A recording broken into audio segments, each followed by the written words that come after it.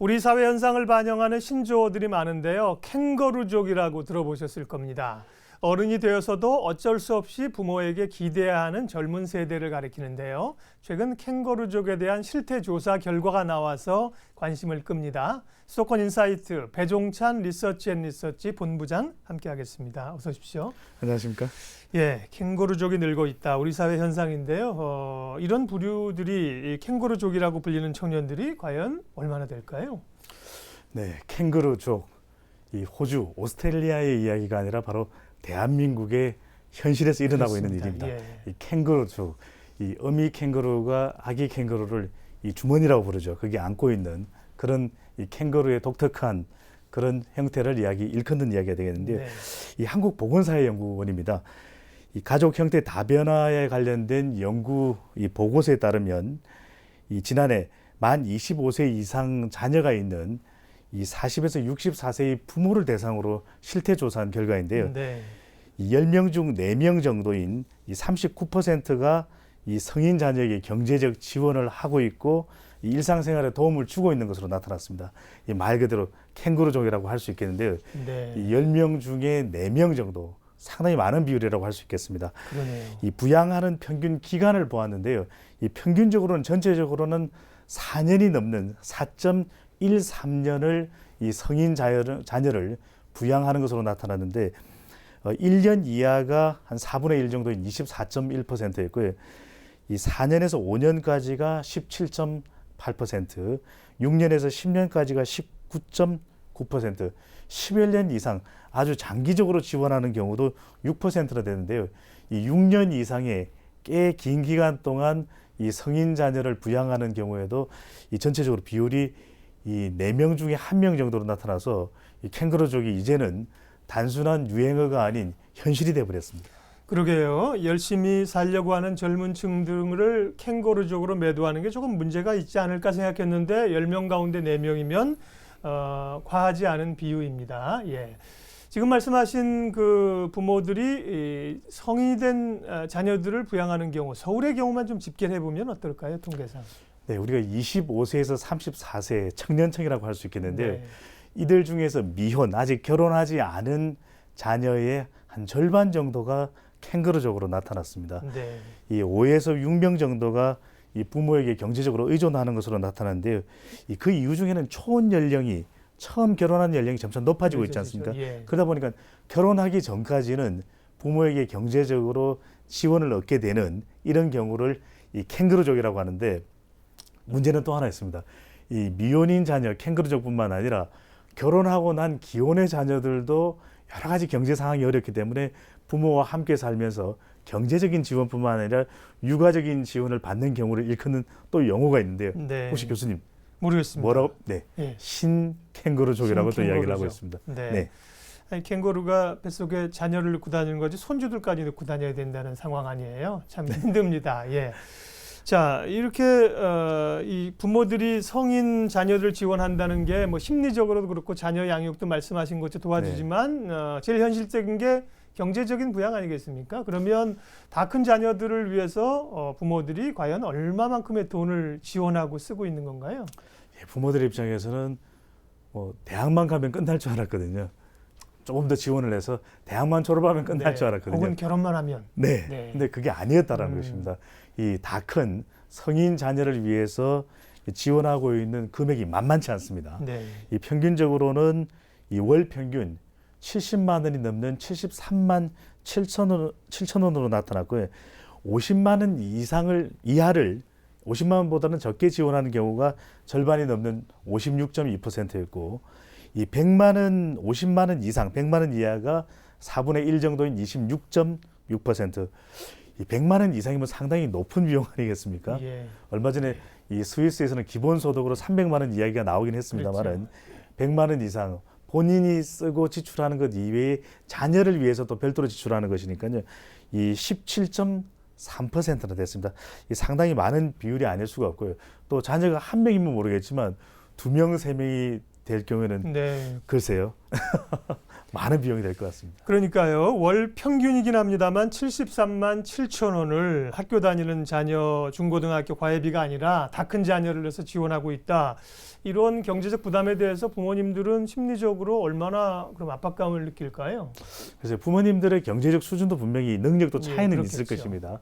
이번 조사 결과를 보면은 4분의 1 정도인 26%는 전혀 부담되지 않는다라는 응답을 내놓으셨는데 뭐 이런저런 사정이 좋으신 경우라고 볼 수가 있겠고요. 네. 이 75%는 이런저런 형태로는 이 부담 또는 영향을 주는 것일 텐데 이 제가 아주 의미심장한 답변이 이 답변이었습니다. 그런대로 감당할 만하다가 이 절반에 가까운 42.4%였습니다. 맞아요. 무슨 의미인지 알겠어요. 네. 뭐 여유 있진 않지만 해줘야 되고 뭐 해주고 우리가 줄이고 그럭저럭 이런 의미 아닐까요? 그렇습니다. 예. 비교적 부담된다는 경우가 17.4%, 네. 이 상당히 부담된다는 경우가 14.2%로 30여 퍼센트 조금 넘는 수준은 부담이 된다라고 직접적으로 말씀을 주셨지만 예. 42.4%는 감당할 만하다고 이야기를 하셨는데 이 감당에 저는 이게 상당히 좀 가슴이 아려오는데요. 찐해지시죠? 예. 네, 짠해지는데 부모님들이 여러 가지 말씀 주신 대로 교수님 말씀대로 네. 아끼고 줄이고 해서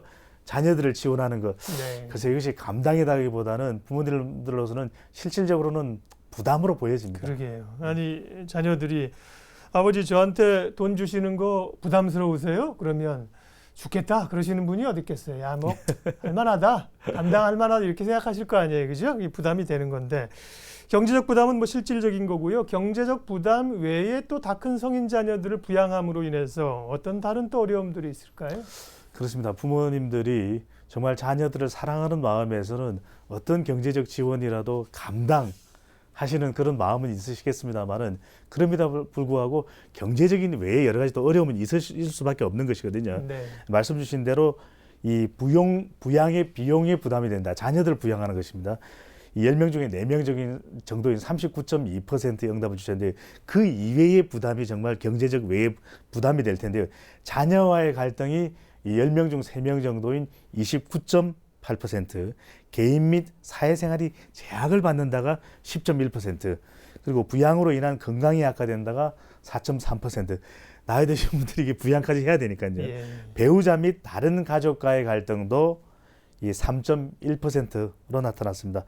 이 말씀은 감당이라고 해주셨지만 실질적으로는 들어가는 비용 부담 외에도 자녀와 또 직접적인 갈등이 될 수밖에 없거든요. 그럴 수 있죠. 당연하게 지원해 주시는 것이 아님에도 불구하고 자녀들 입장에서는 심지어 애에게 이것밖에 지원해 주지 않으세요라고도 또 투정 부릴 수도 있는 것이고 부모님들은 자녀까지 부양을 하다 보니까 자신의 건강도 좀 잘 돌보시기도 힘들 뿐만 아니라 여러 가지 본인에게 들어가는 경제적인 부담마저도 줄일 수밖에 없는 상황이거든요. 네. 게다가 또 이 아버지 어머니께서 이런 자녀들 지원에 대해서 다투시기도 됩니다. 화목하게 지내셔야 될 노후에 자녀들의 또 부양 때문에 왜 애들을 도와주고 그래요? 아니 그럼 내 애인데 맞아요. 어떻게 도와주지 않냐? 부부간의 싸움 된다고요. 그렇습니다. 맞아요. 자녀를 부양하는 네. 것 자체가 이 부모님 싸움까지도 연결될 수 있는 점에서 좀 짠해집니다. 그러면 실제로 우리 부모님들은 자녀를 언제까지 경제적으로 도와주는 것이 좀 바람직하다. 현실하고는 좀 다를 수 있겠지만 언제까지가 좀 바람직하다고 생각하고 계실까요? 네, 대학만 들어가면 괜찮을 줄 알았는데 네. 대학만 졸업하면 괜찮을 줄 알았는데 결혼만 하면 괜찮을 줄 알았는데 최근의 추세대로라면 꼭 그렇지만은 않아 보입니다. 네. 2003년과 2012년에 한 10여 년 차이 나는 추이를 살펴보았는데 자녀 양육 책임에 있어서 대학 졸업까지라고 했던 것이 약 10여 년 전인 10여 년도 더 됐네요. 한 13년여 전인 2003년에는 40.2%라고 응답을 했는데 4년 전인 2012년의 조사 결과를 보면 절반 정도인 49.2%는 지원해 줘야 되겠다. 적어도 대학 졸업까지는 이 부양을 해 줘야 되겠다는 것이 부모님들의 생각이시고요. 네, 혼인에 대해서는 조금 달라졌습니다.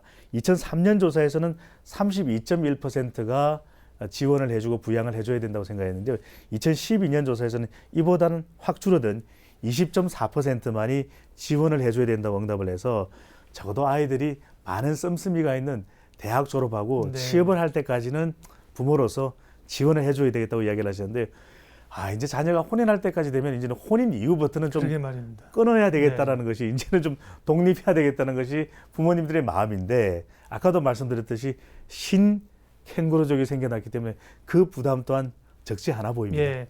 근데 뭐 자녀들에게 젊은이들에게 무책임하다고만 몰아붙일 수 없는 게 사회 현상이 그러니까요. 어려우니까요. 그래서 이게 우리나라뿐만이 아니라 우리는 그러면 선진국은 그렇지 않을까 생각하는데 비단 우리나라뿐이 아니라 전 세계적으로 공통된 현상이라면서요.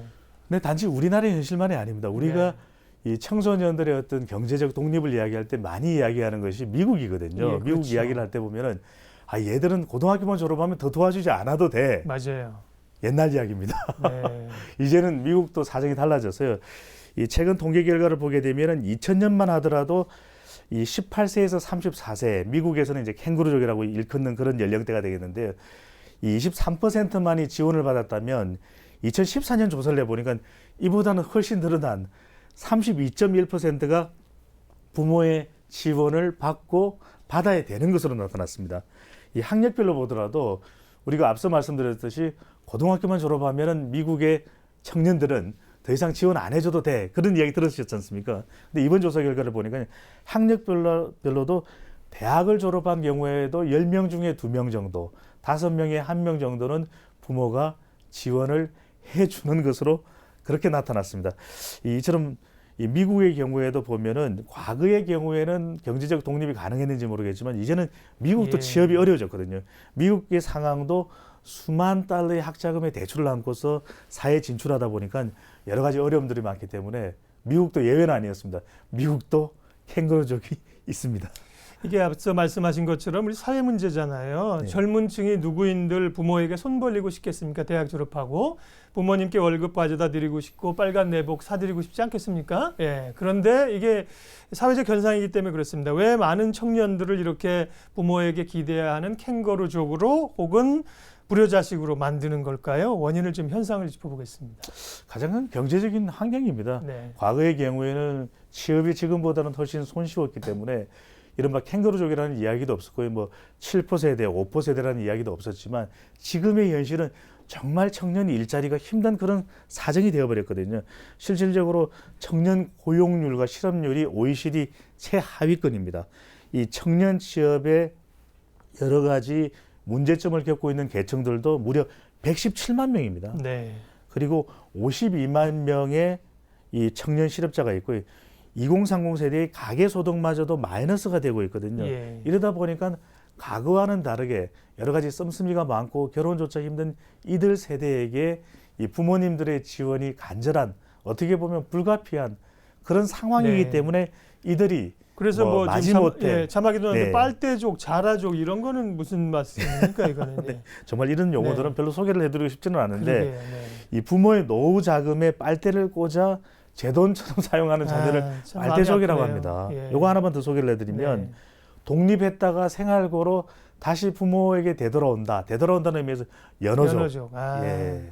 그러게요. 가슴 아프고요. 예. 심지어는 자립할 시기가 되었지만 저 자립하지 못하고 부모님의 보금자리 품 안에 있어야 된다는 이야기, 품 안에 있어야 된다는 의미 때문에 자라족이라는 이런 정말 명칭까지도 달고 다니게 되는 것이거든요. 안타까운 그런 상황입니다. 그러게요. 네. 말씀하시면서 그렇고 들으면서도 가슴이 아프고 또 부모 곁에 있는 자녀들을 이렇게 몰아세우는 것도 참 마음이 아프고 그렇습니다. 예, 시간상 마무리를 좀 하겠습니다. 그래서 이건 현상인 것은 뭐 틀림없고요. 캥거루족이 늘어나는 게 우리 현상 또 세계적인 현상인데 이런 그 현상들 우리 사회가 어떻게 대응해야 될까? 그리고 전문가들은 부모의 역할이 또 중요하다고 강조하고 있다고 하는데요. 예, 마무리 좀 정리해 주십시오. 네, 이 여러 가지 경제적인 어떤 외부 환경이 있기는 네. 합니다만은 과거에는 그래도 어려운 환경에도 불구하고 독립하려는 그런 의지가 또 상당히 강했거든요. 예. 그럼에도 불구하고 지금은 부모님들의 마음가짐 자체가 어려운 상황에서 내가 반드시 또 도와주어야만 네. 된다라고 하는 그런 자녀에 대한 사랑이 지나칠 수도 있는 것입니다. 이것을 단지 사회적인 문제로 치부할 것이 아니라 이 자녀들 스스로는 독립할 수 있는 그런 의지가 분명히 있어야 될 것 같고요. 또는 부모님들의 입장에서도 부분적인 지원은 좋겠지만 너무 지나칠 정도 의존할 수밖에 없는 그런 자녀 세대로 만드는 것은 분명히 우리가 캥거루족의 오명을 떨쳐버릴 수는 없는 것이거든요. 그렇기 때문에 사회적인 청년 일자리를 늘리려고 하는 구조적인 노력과 함께 이 부모님들 또 우리 자녀들도 스스로 일어설 수 있는 독립적인 노력을 할 수 있는 그런 사회적인 어떤 변화, 어떤 혁신 또는 마음가짐 이런 것들이 반드시 필요한 그런 상황이라고 할 수 있겠습니다.